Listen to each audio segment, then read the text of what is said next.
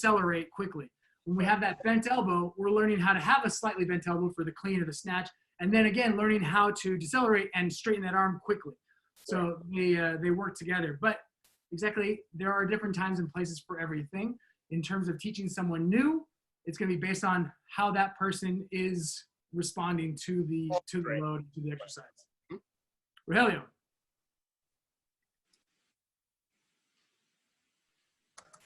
Sorry, this question is a little bit related to the pendulum, but it relates to the swing a little bit, because I noticed, and I think it was, you kind of called it out. I heard you in my headset, that swinging motion of the body too. And so what's a good cue? And what's the cause of that, actually, first question? And then what's a good cue when you see that swinging back and forth through either the pendulum or when you start standing to stand upright? So the first cause of that is they're not connected to the ground. So kind of like what Mike was talking about, what Beth had talked about, what Ethan talked about, is being connected to the ground, gripping the ground with your toes. That's going to be number one. Number two, not having enough tension through their trunk, through their core, is also going to create some space to move around. But if I'm tense and I'm driving my feet, and just immediately, if you try to drive your feet and then try to shift, you're not going to shift very far. So planting and rooting to the ground, whether I'm doing a bilateral stance, two-hand swing pendulum, whether I'm doing a staggered stance, whatever, I'm always thinking about my connection to the ground, my hips connection to the movement as I travel through that, and my breathing so that I can maintain as much tension as possible. So the first thing is going to be just the fact that the weight is moving me around. Now getting used to that and understanding how to stay connected to the ground. So let's say you have a client that's doing that and you're telling them, I don't want you to shift. So the first thing I would do is I would lessen the movement. If that's still causing them to shift, then we just have to focus on the control. We have to focus on that isometric hold and creating enough tension to be able to make the space to add movement. And on the swing, and I've heard other cueing before, that deceleration, sometimes folks will cue it as a pull. How do you feel about that in relationship to? And once we get into the swing, I'll talk about that. And I like that. My issue with that is that if I'm constantly doing these hard pull swings, then I'm not going to be able to go for very long. So that's fine if I'm doing 3 or 4 reps.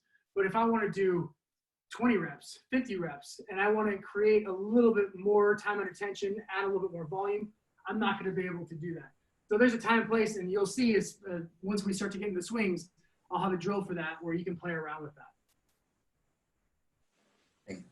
Any other hands up? All right, let's go stand up. Let's get the swing finished off, and then we'll play around with that high to low tension swings.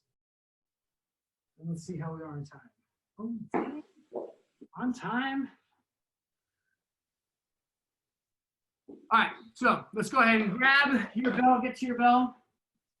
Find that distance.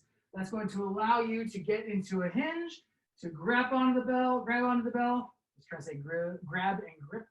Grab onto the bell, pull the shoulders down. So this time, we're going to just do one swing at a time.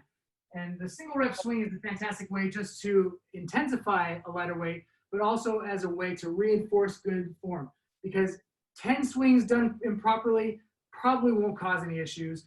20 swings, 50 swings, cumulatively, we have to look at what is that imbalance or what is that bad form going to cause.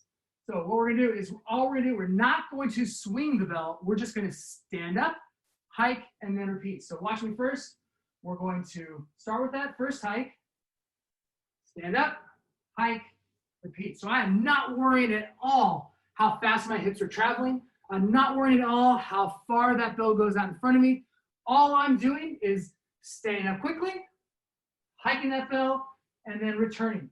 But I want to make sure I have all those components. The hike, the stand, the hike, the drop. The hike, the stand, the hike, the drop. So when it comes now to my breath, I'm thinking in, out, in, back. So anytime the bell's in front of me, I think exhale. Anytime the bell's behind me, I think inhale.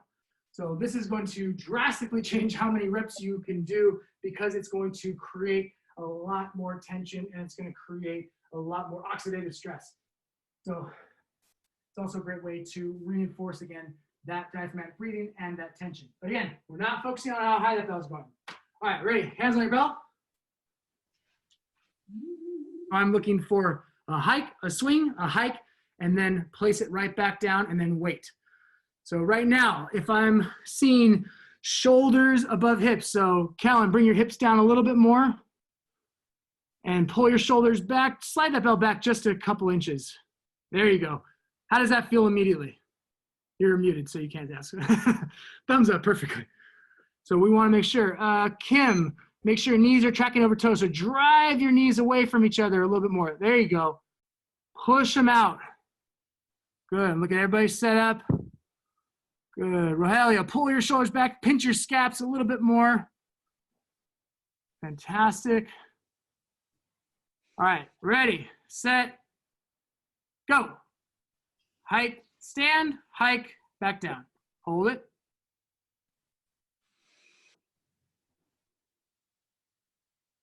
Push your knees out, Kim. Ready, set, go.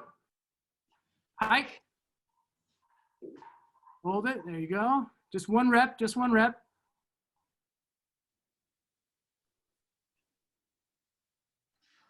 Go.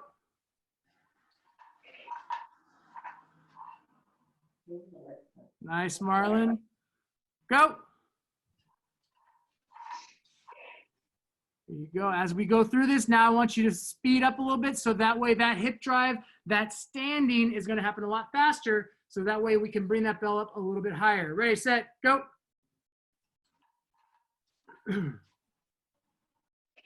Go.